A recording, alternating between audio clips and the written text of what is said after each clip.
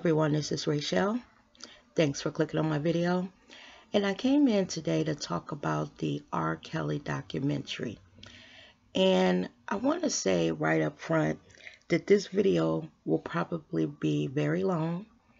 And it will more than likely be all over the place because after watching that documentary, the only thing that I can say is that I'm disgusted by what I watched. Let's just get started. After watching the documentary, I'm upset with everyone who was involved. I believe that this whole mess with R. Kelly is a case of hero worship and being seduced by R. Kelly's fame. And I also want to say that I have no sympathy for R. Kelly. Now, I'm not going to go point by point, about the documentary because all of you have either watched it or you've heard about it or you've watched other videos about the documentary.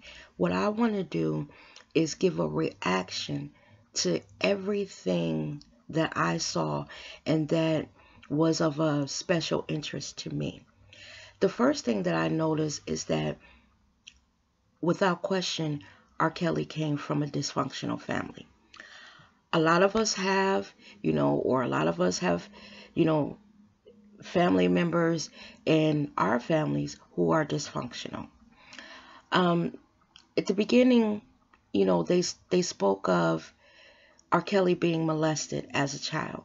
Not only was he molested, but one of his brothers was molested. And this exposing children to sexual activity at an early age does damage to them for the rest of their lives. It changes who they are. It also affects their relationships with the opposite sex. It shapes their ideas of what sex is and what sex should be. Now, I found it interesting that while R. Kelly admitted that he was molested, that it never came out of his mouth directly who the person was that molested him. From what I'm hearing, it was an older sister that molested them. And like I said, that molestation will help to create the person that we hear about today. Something else that I found interesting early on is when the brother spoke to not only his preference in women by saying that he actually kind of prefers an older woman. And, R. Kelly, prefers younger women. I found that interesting because the fact that the person that molested them allegedly was a sister, it affected their preference in women. This brother also spoke about not only him being a jealous type of man when it comes to their partner, he spoke about R. Kelly being extremely jealous. Now, what I know from experience is when a man is very, very uncharacteristically jealous of you having any interactions, that can lead to control issues where he's dictating to you who you can and cannot be around, even to dictating whether you're around your family members. It starts a sick cycle of abuse on their part when it comes to their partners. Now, everything that we heard about R. Kelly's upbringing and being exposed to, sexual intercourse at an earlier age, being exposed to, I guess, people even having sex in front of him at an early age. It created a foundation of who R. Kelly is today and what he has become. And I believe that R. Kelly is a predatory pedophile. And I'm going to expand on that as the video goes on. But I wanted to get some housekeeping out the way when it comes to R. Kelly and, everyone around him. I feel like this. Every person who moved within R. Kelly's world, when all of this stuff was going on, as it was going on, anyone who has suspicions or witnessed him inappropriately interacting with underage girls is complicit and bears responsibility in this mess. So they showed several people in the documentary speak to going to pick up young girls for him being at high schools, cruising for young girls, and, witnessing young girls in the studio with him. Now, in the normal world, in the everyday world that we live in, if there was a man that we were acquainted with, and every time you went around him, he was in the company of young girls, because I was going to say young women, but they weren't women, they were girls. When you are 14, 15, 16, 17, you're still considered a young girl. In most people's minds, you're still a child. So when these people were in R. Kelly's company, and everywhere they looked, there was a legion, group of young girls around him. Not women, young girls. It would have made me kind of question what was going on with him. Why is he always in the company of these young girls? Why is he going up to high schools and, giving his phone number to young girls or inviting them back to his hotel room? It would have made me question that and pay closer attention to what was going on. I would have started to say, well, is he ever around women his age? Who's he dating? It would have made me question that. Continuing on with the housekeeping that I wanted to do before I move on with the video. When I was watching this documentary, the one thing that kept running through my head as I listened to the stories of these now women speak about what occurred, what happened with R. Kelly, the one thing that kept running through my head is, where were their parents? So after thinking that, I can only blame the parents as well as to what happened with their daughters. Because, y'all, I remember being a 14, 15, 16, 17-year-old girl, and I'm also the mother of a girl. And I remember what she was like at that age. You have a favorite little star, you have a favorite little singer, and I remember when I was younger, I liked Prince, I liked Michael Jackson, blah, blah, blah. The little stars that were, the singers that were popular when I was younger. I cannot imagine my mother, if I went to a concert or ran into, say, Prince or Michael Jackson, my mother allowing me to go off somewhere with that star alone. Because the only thing that my mother would have known about him is that he was either Prince or Michael Jackson. She didn't know anything about who they were as people. She only knew them through their music. So the reason why I say I blame the parents, because something R. Kelly said to them or convinced them allowed them to let their daughters go off with them. And, there were parts in this documentary where one of the girls talked about how her mom was trying to reach her when she was in the studio with R. Kelly. And some of the calls got through and some of the calls didn't. Now, me as a parent, if that had been my daughter and she was underage, and I had let her go off with this man, and I couldn't reach her, y'all.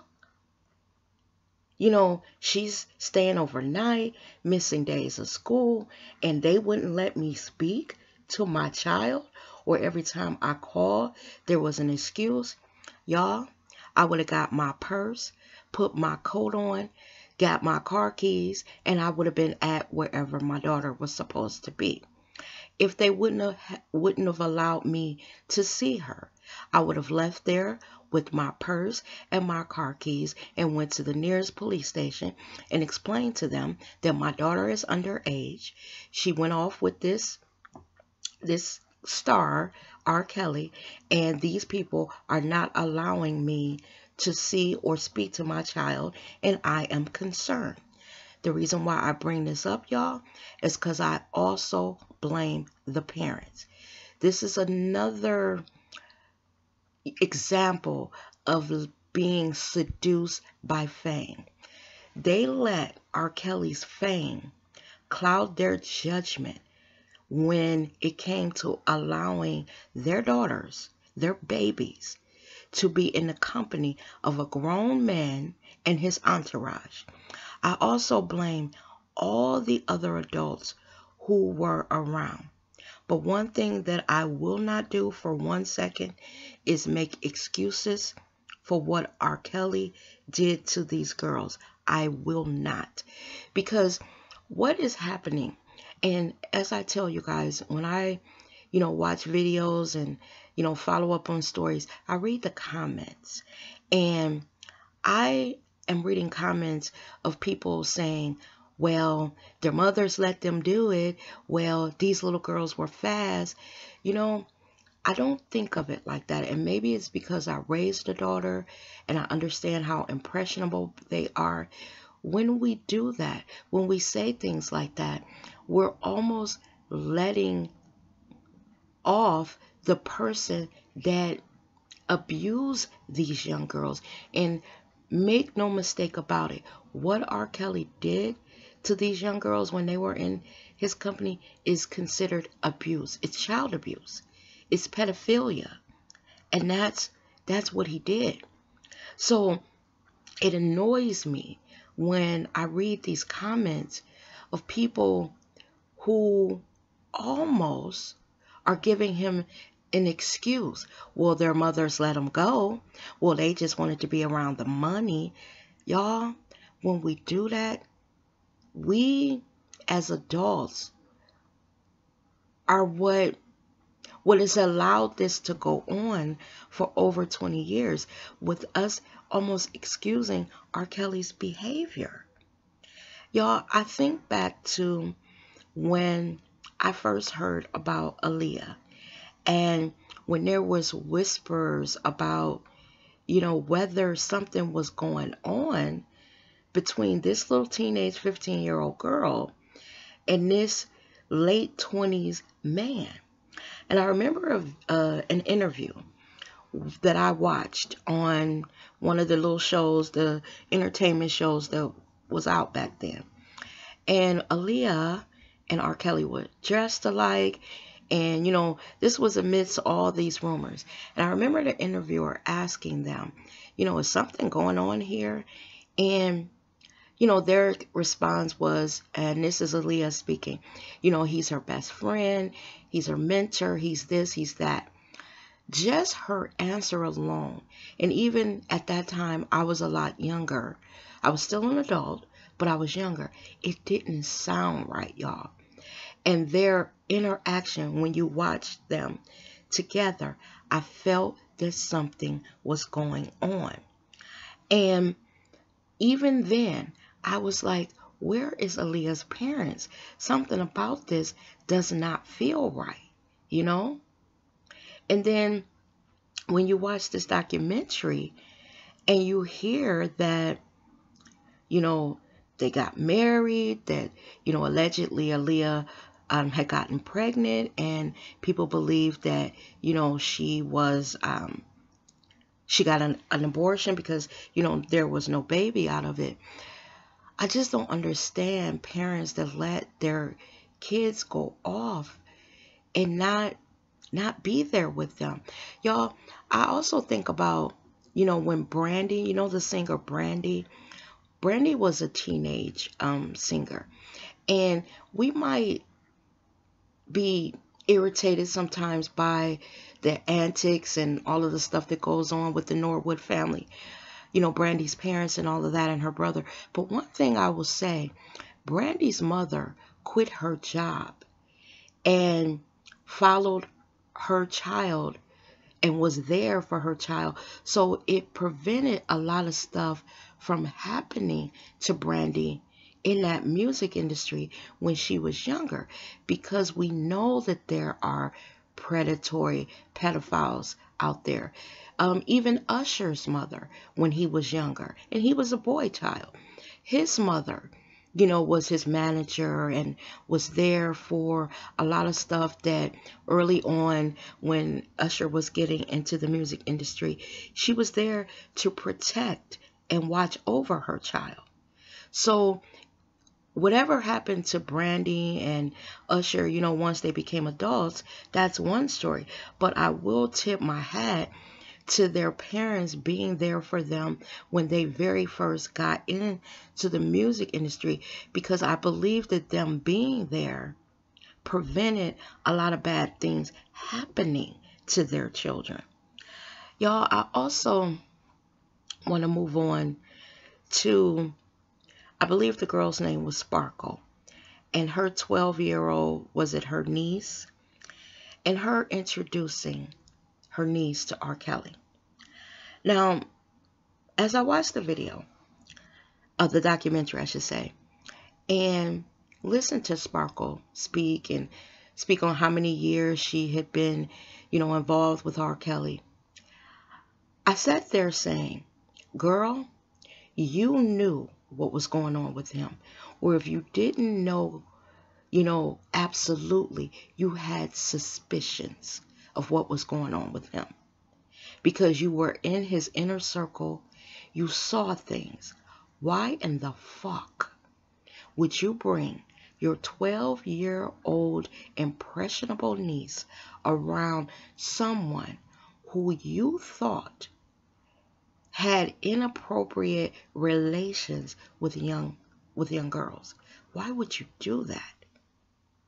I couldn't even understand it. And then to show you that this girl was aware that there was talk about R. Kelly and young girls, she spoke about at one point, yeah, but when I bought her, I kept my eye on her.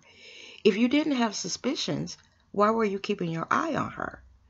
It's almost like she sold her niece out to keep a certain position within R. Kelly's inner circle.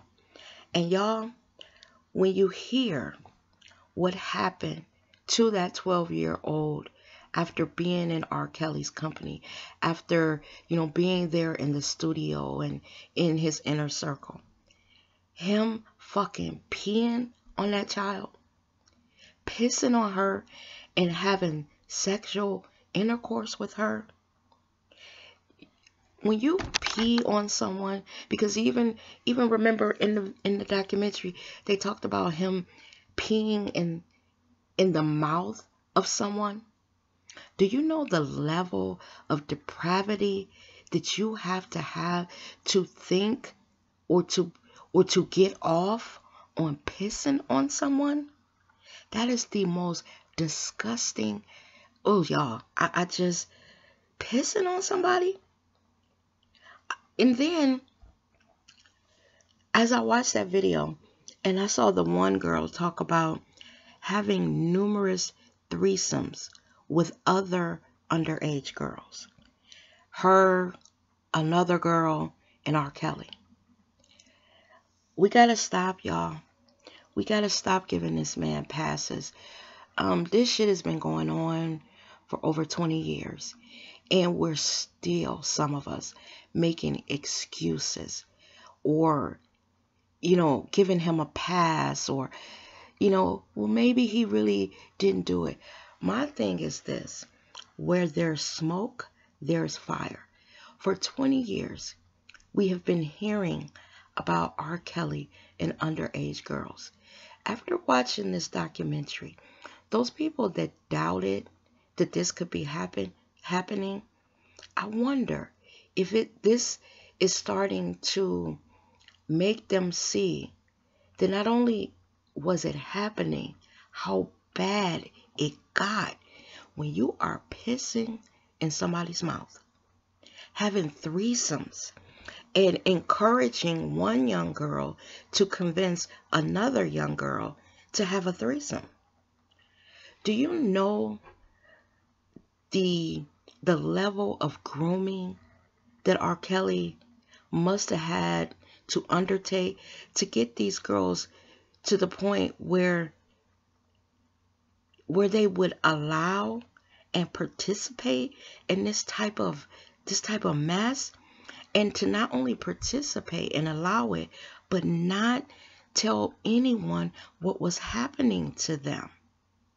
He had to have started early on when he met them in that grooming process, dangling wealth in front of them, the promise of fame and money, and, just being in his inner circle, and, threatening, maybe if you don't do this, I can find someone else.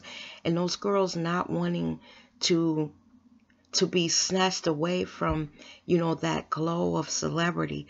So they went along with this.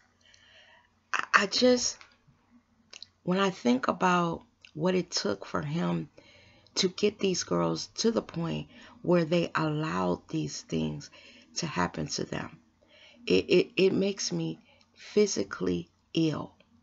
Because what he did is he broke down their defenses. He disrupted their introduction into sexuality and dealing with the opposite sex and what it should be like. I remember when I was younger and I was at that age, 14, 15, 16, 17, and I was a virgin. And what my mother told me about my virginity and dealing with the opposite sex. My mother taught me that my virginity and my first time and giving that to someone should be like giving a gift, and be selective with who I have my first encounter with. So when I think about where these girls were in their heads when all of this was going on, they had no knowledge, no understanding of sex. And then their first encounter was with a man that was almost twice their age. So, because if they were like 14, 15, he was 28, 29. He used their bodies in a disgusting manner. They were like sex objects for him. He's sick, y'all. He's sick. And these girls, unfortunately, were pawns in his sickness. Like I said, the more of this documentary that I watched, the more disgusted I became. When I watched the portions about his wife, Andrea Kelly, and after having watched Andrea Kelly on that show that she was on with the other celebrity wives, and seeing how strong of a woman that she appeared to be, and thinking about how he got her. She was one of his choreographers or backup dancers, and he seduced her with his fame and eventually married her. And what got me about their relationship, their marriage, it was one part where she talked about having to ask permission to come down to eat. Y'all, I was sitting there as I watched that, and I was like, what amount of breaking of her, the inner part of who she was, breaking her down to the point where you are actually asking your husband permission to simply eat. What did he do to her, y'all? We can talk about these women all day, how stupid they were.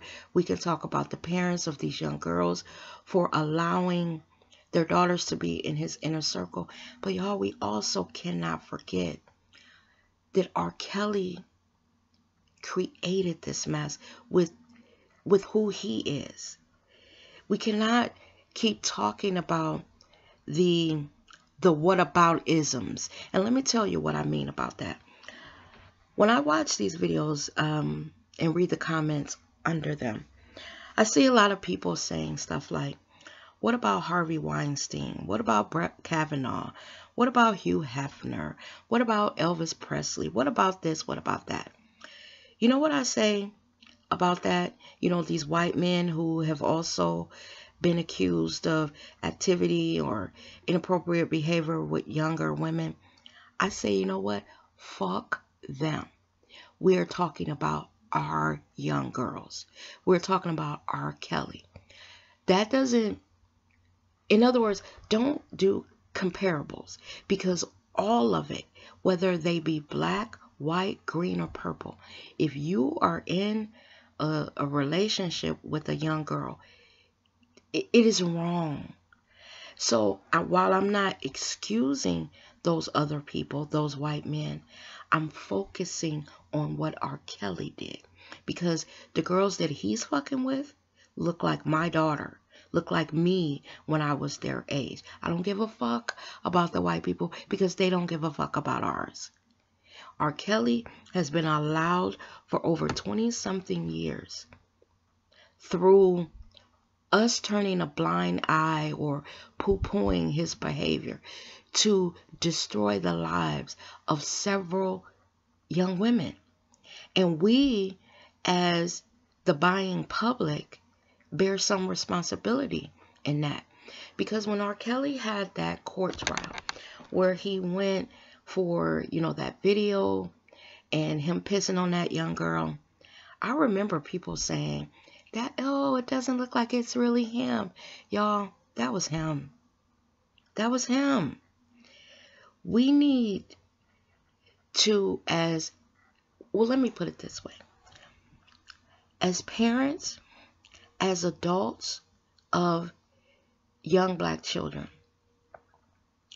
when it comes to our children, we have one duty as adults and parents, and that is to protect our own. And when I watched this documentary, what I realized is that there was no one in R. Kelly's hemisphere that protected those girls. Everyone, and you guys are going to see that this is a common theme throughout my video. Everyone around him, everyone who came in contact with R. Kelly was seduced by his fame. It wasn't only those young girls, it was the parents of those young girls that were seduced by his fame. It was the people that were in his road crew that were seduced by his fame, because they didn't want to speak up, because they didn't want to stop their paychecks. It was the backup dancers, it was the singers, it was the band, it was this. All of those people bear some responsibility in what happened with those girls. Nobody spoke up, spoke out, walked away, said, you know what? I cannot be a part of this bullshit that's going on with this fucking freak ass R. Kelly. Nobody stood up for them.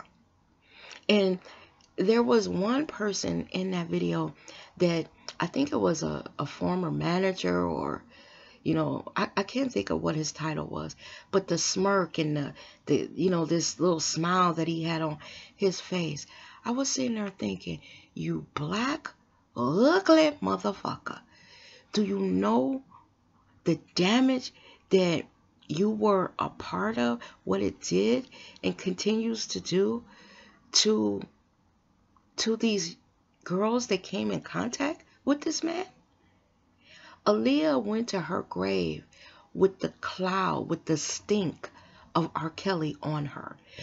Um, Aaliyah will always, even though, we pay homage to her every year on her birthday, and excuse me, y'all, and we want to remember her fondly.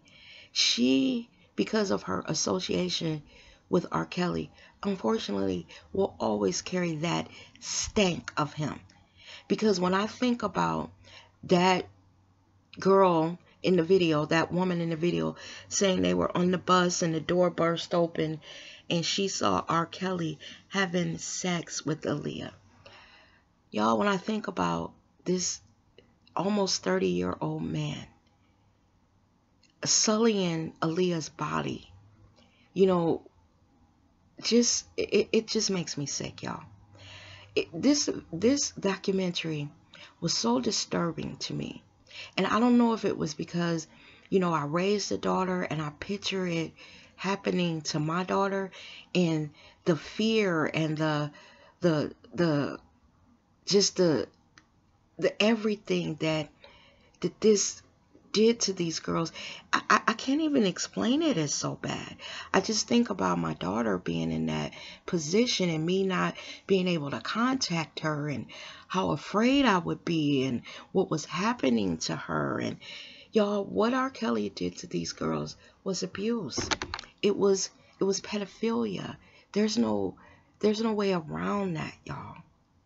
And I'm upset with our community for still making excuses and giving him an out and blaming the victims or blaming the families of the victims. Now, like I said throughout my video, I blame everybody that was involved. It wasn't just R. Kelly. I also want to say uncategorically that I hold him most accountable. Because here's the thing. I started off this video by talking about how R. Kelly was molested as a child. He knows what it's like to have someone take advantage of you at an early age. And all people who have been molested do not grow up to be molesters. R. Kelly had the money to, if he felt himself moving towards young girls, to seek help and say, I don't want this to get out, but I was molested as a young child, and what I'm finding in adulthood is I'm attracted to young women and young girls, and I want to get help for it. He could have gotten help for it, but instead of getting help, he allowed that dark, dirty side of him to come out, and he used it against our young girls. Him being up at high schools and malls, and y'all, oh my God. How could we have allowed this to go on all these years? When you watch this documentary, as you're watching it, as an adult, you're sitting there thinking, this man is a monster. He's a monster. And like I said, I don't know if I'm taking this personally because I am female. I was once a young girl.